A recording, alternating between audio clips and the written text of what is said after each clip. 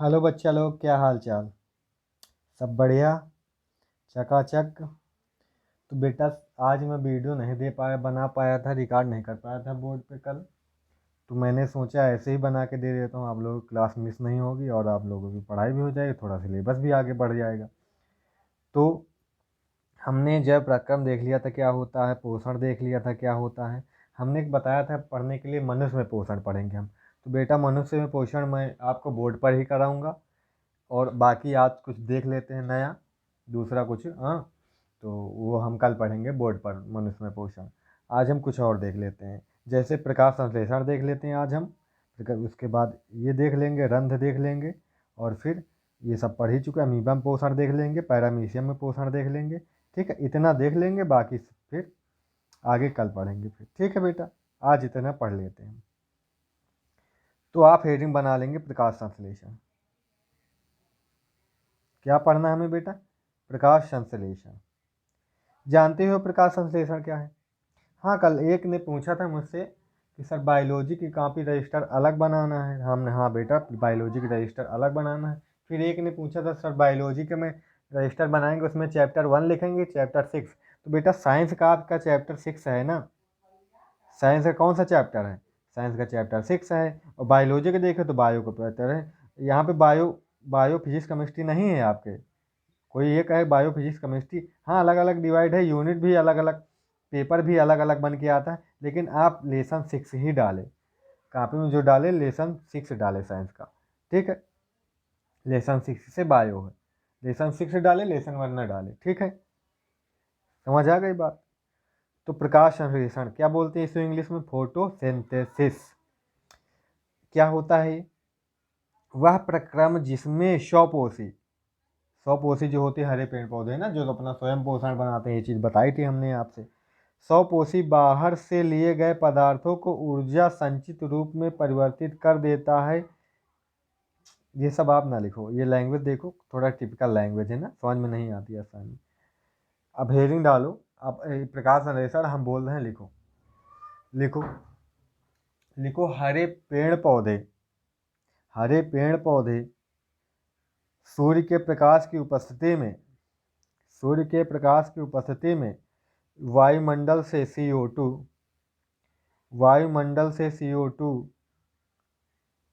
तथा पृथ्वी से जल ग्रहण करके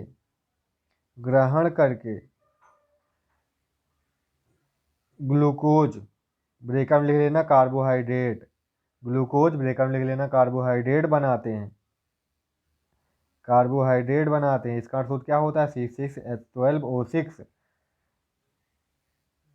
कार्बोहाइड्रेट बनाते हैं तथा ऑक्सीजन देते हैं। यह क्रिया क्या कहलाती बेटा? प्रकाश संश्लेषण कहलाती है। ठीक है, एक क्वेश्चन पूछा जाता है, पौधों में जो भोजन होता है वो किस रूप में होता है? तो स्टार्च के रूप में। किसके रूप में? स्टार्च के रूप में। पहले आप ये रिएक्शन लिखेंगे, इतनी थ्योरी लिखने के बाद ये रिएक्शन लिखेंगे। और ये रिएक्शन आप ऐसे भी लिख सकते हैं, पानी भी बनता है, हाँ पानी उसके द्वारा कन्वर्सन कर लिया। आप ये रिएक्शन ऐसे भी लिख सकते हैं, जरूरी नहीं पानी लिखें, हम बता रहे हैं कैसे लिख सकते हैं। CO2 + H2O।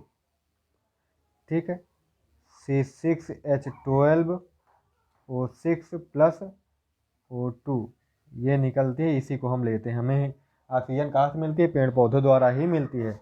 और क्या होगा? प्रकाश। किसका प्रकाश? सूर्य का प्रकाश, सनलाइट की प्रेजेंस में। ये आवाज़ करने वाले गधे, चलो कोई नहीं। ठीक है, ये रिएक्शन बैलेंस कर लो।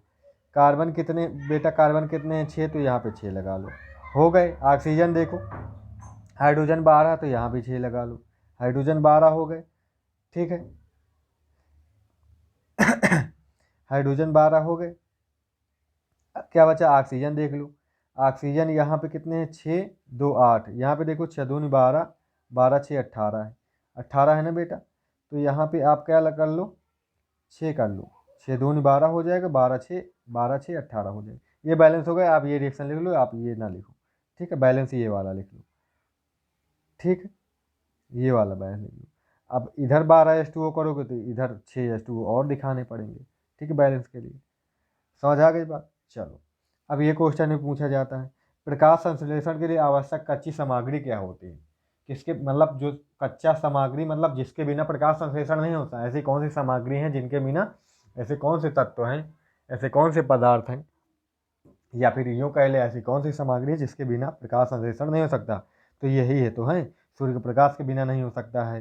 क्लोरोफिल पत्तियों में जो, इसी की वजह से तो पत्तियां हरी होती हैं। इतना याद रखना, जो पत्तियां हरी होती हैं, जो पेड़ पौधे हरे होते हैं, ज़्यादातर सभी के होते हैं, कुछ आपको ऐसे भी मिलेंगे जिनमें नहीं होंगी हरी पत्तियां। तो क्या करेंगे, वही जो पत्तियां जिनकी हरी होती हैं या फिर पत्तियां नहीं होती तो उनमें तना जो होता है वो हरा होता है, तो उनके तने में बनता है भोजन। फिर समझ आ गई बात। क्लोरोफिल जिनमें पाया जाएगा वो सभी हरे होंगे, अगर हरे तने में हरा है तो तने में है क्लोरोफिल उसमें। अच्छा ठीक है, इतना याद रखना। और कार्बन डाइऑक्साइड और जल, इतनी चीज़ें हमें चाहिए। जल कहाँ से, पेड़ पौधे जड़ों द्वारा मिट्टी से अवशोषित करते हैं और पौधे इसे वायुमंडल से प्राप्त करते हैं CO2। क्लोरोफिल इनके पत्तियों में होता है, सूर्य प्रकाश तो सूर्य से मिला करता है। इतने कच्ची सामग्री होनी चाहिए प्रकाश संश्लेषण के लिए, ठीक है। अब एक पॉइंट बना लेना बेटा, लिख लेना, पौधों में भोजन स्टार्च के रूप में संचित होता है। किसके रूप में, स्टार्च, ये क्वेश्चन पूछा जाता है। पौधों में भोजन स्टार्च के रूप में संचित होता है, ठीक है। हाँ तो आगे देखो बेटा, प्रकाश संश्लेषण के दौरान घटनाएं कौन सी होती हैं। क्लोरोफिल द्वारा प्रकाश अवशोषित किया जाता है। जो क्लोरोफिल होता है पत्तियों में प्रकाश अवशोषित करता है। फिर क्या होता है, प्रकाश ऊर्जा को रासायनिक ऊर्जा के रूप में रूपांतरित करता है। अब जो प्रकाश मिला है प्रकाश, उसे किस में रूपांतरित करेगा, प्रकाश ऊर्जा को रासायनिक ऊर्जा में, किस में बदलेगा, वो रासायनिक ऊर्जा में बदलती है। फिर जल का अणु हाइड्रोजन तथा ऑक्सीजन का विघटन करता है। जब रासायनिक ऊर्जा में बढ़ती है तो जल का अणु जो होता है, इससे ऑक्सीजन तथा हाइड्रोजन अलग होती है, ठीक है। हाइड्रोजन का अणु क्या होता है, अलग होता है। हाइड्रोजन हाइड्रोजन आयन के रूप में, वो क्रियावेद में ये सब आ जाता है। अब अपने सिलेबस के अकॉर्डिंग इतना ही याद रखना, वो पूरी क्रियावेद में डिटेल में आता है बेटा, कैसे होता है, क्या क्या अंदर होता है। ऐसे तो जनरली हम बोल देते हैं प्रकाश संश्लेषण ये है, लेकिन प्रकाश संश्लेषण में अंतर क्या घटना होती है, थोड़ा उन्हें डिटेल में समझना पड़ता है। तो वो सब आपके सिलेबस में नहीं है, ठीक है बेटा, आप इतना समझिए जितना सिलेबस में। क्या हो जाता है, प्रकाश ऊर्जा, भाई देखो, प्रकाश जो है क्लोरोफिल द्वारा अवशोषित होता है, फिर प्रकाश ऊर्जा रासायनिक ऊर्जा में रूपांतरित कर होता है। फिर क्या होता है, जल के अणुओं द्वारा क्या बनता है, ऑक्सीजन तथा हाइड्रोजन का अपघटन होता है।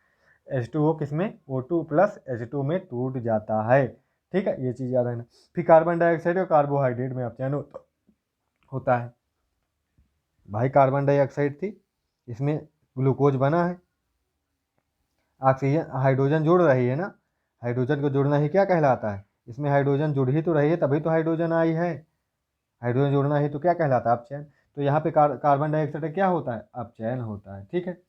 चलो अब रंध्र के बारे में देख लेते हैं। रंध्र कहाँ पाए जाते हैं बेटा, पत्तियों पर पाए जाते हैं। पत्तियों में सूक्ष्म छिद्र होते हैं, वो किसके द्वारा ही होते हैं, रंध्रों द्वारा ही होते हैं। इनको इंग्लिश में क्या बोलते हैं, स्टोमेटा। ये भी पेपर में पूछा जाता है, ठीक है। देखो, पत्ती की सतह पर जो सूक्ष्म छिद्र होते हैं उन्हें रंध्र या स्टोमेटा कहते हैं। अब इनके कार्य क्या होते हैं बेटा, ये देख लो। तो प्रकाश संश्लेषण के दौरान गैसों का अधिकांश आदान प्रदान इन्हीं छिद्रों द्वारा, जैसे कार्बन डाइऑक्साइड अंदर ली जाती है तो स्टोमेटा द्वारा ही ली जाती है। O2 ऑक्सीजन निकाली जाती है तो वो भी स्टोमेटा द्वारा निकाली जाती है। अब ऐसा नहीं पूरा पूरा स्टोमेटा द्वारा ही होता है, कुछ भाग उनके तनों द्वारा भी ये सब होता है, ठीक है। जैसे वाष्पोत्सर्जन है, वाष्पोत्सर्जन पत्तियों द्वारा भी हो जाता है, ज़्यादातर पत्तियों द्वारा होता है, बाकी तने द्वारा भी होता है, ऐसा नहीं कि तने द्वारा नहीं होता ये चीज़, ठीक है। और रंध्रों द्वारा ही क्या होता है, वाष्पोत्सर्जन। ये आगे पढ़ेंगे हम। वाष्प पौधे के वायवीय भागों, जैसे जो पत्तियाँ होती हैं, ठीक है, जो तने होते हैं, ये तना हो गया, इनके द्वारा जो जल का निकलना ही क्या कहलाता है, वाष्प के रूप में जल का निकलना ही वाष्पीकरण कहलाता है। पौधे के वायवीय भाग, वायवीय भाग का कहने का मतलब ये है जो पौधे के वे भाग जो वायु के संपर्क में है, ठीक है। जैसे जड़ है, जड़ वायु के संपर्क में नहीं है, जो धरती के अंदर है तो जल के संपर्क, जो खुला भाग है वायुमंडल में वो सभी जल वायु के संपर्क में है तो वायवीय भाग कहलाएंगे। तो पौधे के वायवीय भागों द्वारा जल का वाष्प के रूप में निकलना ही क्या कहलाता है? वाष्पोत्सर्जन। वाष्पोत्सर्जन क्रिया अधिकतर किससे होती है? स्टोमेटा रंध्र द्वारा होती है। ये चीज़ आप याद रखेंगे, इतना सब लिख लेंगे। और रंध्र का चित्र भी बना लेंगे बेटा। रंध्र का चित्र रंध्र में सहायक साइड में क्या होती है? सहायक कोशिकाएं। ये हमारा ये है रंध्र।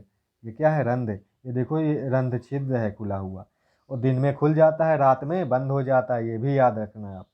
दिन में खुल जाता है, रात में बंद हो जाता है। और ये जो साइड में होती है द्वार कोशिका, जो दूर से होती हैं, ये सभी क्या होती हैं? सहायक कोशिका। ठीक है बेटा, ये चीज़ याद रखना आप। और रंध्र कैसे खुलता है, कैसे मूंदता है, थोड़ा समझाना चाहेंगे। जैसे मान लो ये रंध्र है, ठीक है बेटा, ये क्या है? ये रंध्र है, ठीक है। जब इनमें पानी वाष्पोत्सर्जन हो, तो जब दिन में क्या होता है? प्रकाश संश्लेषण क्रिया होती है दिन में, तो पानी बनता है। वहाँ पे रिएक्शन अभी देखे हो ना, पानी बनता था।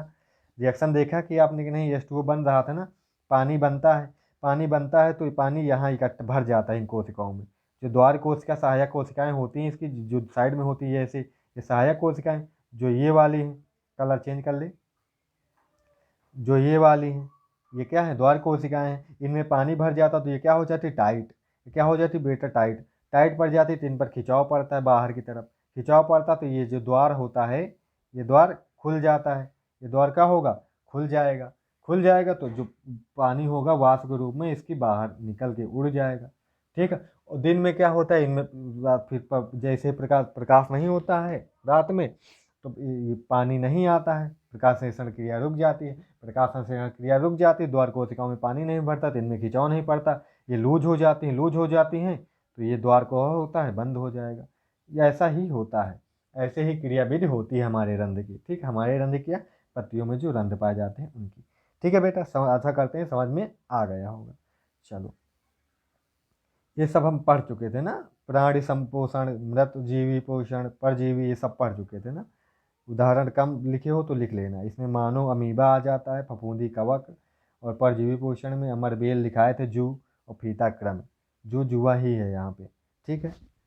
अब पढ़ेंगे हम अमीबा में पोषण। कभी कभी पूछ लेता है अमीबा में पोषण का चित्र बनाओ, चित्र भी आपको बनाना पड़ेगा। ठीक है, तो देख लेते हैं क्या होता है। पहले देखो यहाँ पे, समझो ये चीज़। अमीबा में पोषण। अमीबा ऐसे, अमीबा का कोई आकार नहीं होता, ये चीज़ जानते हो। बीच में केंद्रक होता है। मान लो ये भोजन का कण है, यहाँ पे जो रेड रेड है खाद्य कण है। क्या है? खाद्य कण। ये आएगा, आएगा तो देखो, जैसे यहाँ पे खाद्य कण आया तो ये इसने ऐसे ही आकार को बना लिया आपने। यहाँ पे फंसाने के लिए ऐसा ही आकार इसने बना लिया। देखो यहाँ पे खाद्य कण फंस गया। अब नीचे से ये साइड में बंद होने की कोशिश करेगा। देखो यहाँ पे बंद हो रहा है। अब बंद हो गया, पूरा बंद हो जाएगा। इसको अपने अंदर, भोजन के कण को अपने अंदर इसने ले लिया। अब यहाँ पे वैक्यूल के रूप में इसे पचाएगा। इसे पचा लेगा तो फिर बाहर पचित भोजन बाहर निकाल देता है। ठीक है, ऐसे ही करता है। इसकी खाल होती है, इसकी जो बाहरी त्वचा होती है, इसके संपर्क में जैसे ही कोई भोजन का कण आता है, ये उसके चारों तरफ अपनी लेयर बनाने लगता है, बीच में इसको समेट लेता है। ये अंदर घुस जाता है, बाहर से लेयर बंद कर देता है। यही होता है, यही हुआ है यहाँ पे। देख लो, पहले क्या करता है? भोजन को अपने पादाप की सहायता से घेर लेता है। घेर लिया इसने, ये देखो घेर लिया। फिर खाद्य रिक्तिका, ये जो होगा, ये खाद्य की रिक्तिका के रूप में घूमेगा। खाद्य रिक्तिका में जटिल पदार्थ का विघटन सरल पदार्थ में किया जाता है। ये जो भोजन में होगा, भोजन कण, ये खाद्य रिक्तिका में चला जाएगा। खाद्य रिक्तिका ही द्वारा क्या होगा?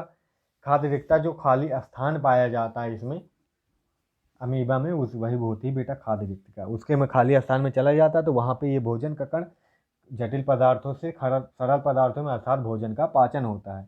भोजन का पाचन क्या कहलाता है? जटिल पदार्थों से सरल पदार्थों में टूटना ही भोजन का पाचन कहलाता है। तो यहाँ पे अब पचा हुआ भोजन अपचय कोशिका की सतह से की ओर गति करेगा।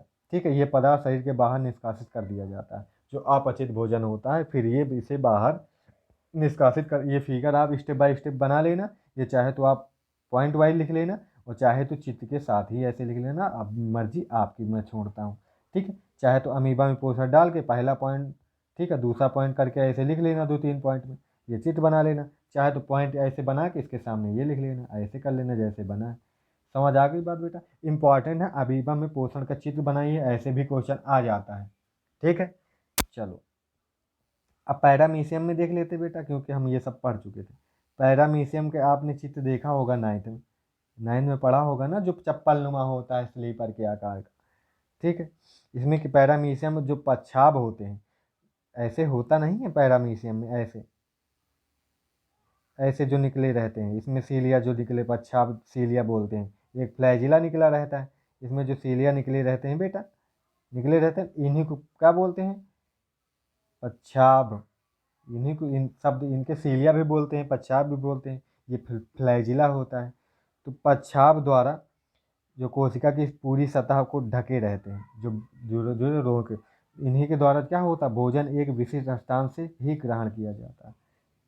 ठीक है, इन्हीं के द्वारा भोजन को पकड़ा जाता है, इन्हीं के द्वारा एक भोजन एक विशिष्ट स्थान से, फूड वैक्यूल आपने देखा होगा उसमें, तो उसी के द्वारा ग्रहण किया जाता है। हालांकि ये आपके पेपर पॉइंट ऑफ व्यू से इम्पॉर्टेंट नहीं है बेटा, तो आप इसे छोड़ भी सकते हैं, जरूरी नहीं है, पर लिख लेंगे इतना, छोटा सा इतना लिख लेंगे।